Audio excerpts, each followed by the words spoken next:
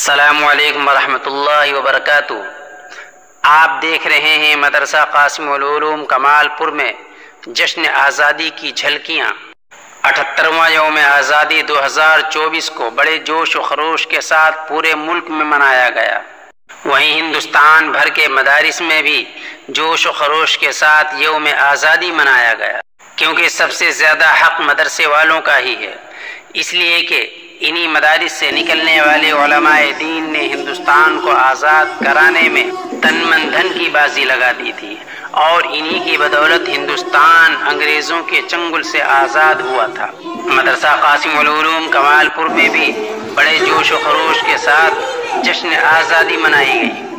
आप यहाँ मुख्तलिफ झलकियाँ देख सकते हैं कि प्रोग्राम और रंगारंग बच्चों की रैलियों से और बच्चों के प्रोग्राम से नातों, नज़्मों और कौमी गीत और दिल को मोह लेने वाले तरानों से यहाँ की फ़ज़ाएँ गूंज उठी। आप देखिए मुख्तलिफ झलकियाँ कि किस तरीके से मदरसा कासिमुल उलूम कमालपुर में जश्न आज़ादी मनाया गया।